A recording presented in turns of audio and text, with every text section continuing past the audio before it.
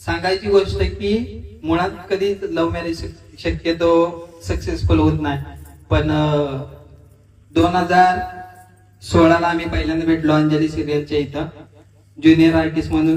आणि मी गावखेड्यातला साधा सरळ पोरगा आहे. मी एखाद्या पोरीकडे बघायचं म्हणल्यावर आपल्याला भ्या असते की पोरीचा मॅटर लय बेकार बाबा. त्यामुळं मी त्या गोष्टीपासून लांब होतो. ही पहिल्यांदा पुन्हा आली आणि मी फक्त तिला नॉर्मल बघितलं आणि विषय सोडून दिला. मी म्हटलं की हे आपल्या हाताबाहेरचं काम आहे, इकडे बघून आपला काय उपयोग होणार नाही. त्याच्यानंतर ती एकमेव अशी व्यक्ती आहे की जिनं आतापर्यंत मी जेवढं तुमच्या समोर स्टेज डेअरिंग करतोय किंवा जेवढं माझ्या माता माऊलींच्या बरोबर बोलतोय एवढं धाडसानं, या सगळ्याचं क्रेडिट तिला जातं, कारण की तिनं माझी ती भीती मोडली. आणि तेव्हापासून जवळजवळ आज 9 वर्ष झाली आम्ही एकत्र आहे. मी गावखेड्यातला साधा सरळ गरीब कुटुंबातील पोरगा आहे आणि ती मुंबईत शिकलेली वाढलेली मॉडेल पोरगी आहे. आणि ती आज माझ्यासोबत प्रत्येक गाव खेड्यात फिरते, माझ्यासोबत वावरते, शूटिंग करते, बांधावर, वावरात, कुठं जमन नदीवर, कुठं नील तिथं तिला झाडावर चढवलं मी शूटिंग साठी ती चढते.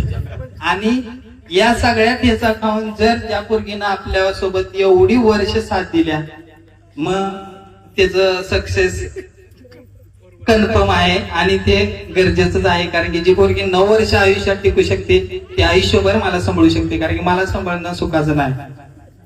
त्याबद्दल मी तिचं मनापासून आभार मानतो. जोरदार टाळ्या होऊन जाऊ द्या.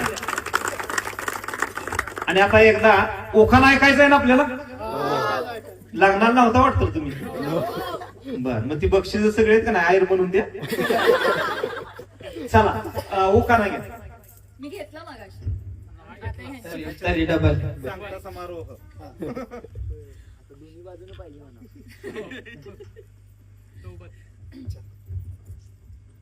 होते माझी प्रत्येक हौस पूर्ण, कारण नवरा आहे माझा हौशी. होते माझी प्रत्येक हौस पूर्ण, कारण नवरा आहे माझा हौशी. जितेंद्र रावांचं नाव घेते माझ्या अहोंच्या होम मिनिस्टर प्रोग्रामच्या दिवशी. मी माझ्या मी पॅटर्न मध्ये घेतो,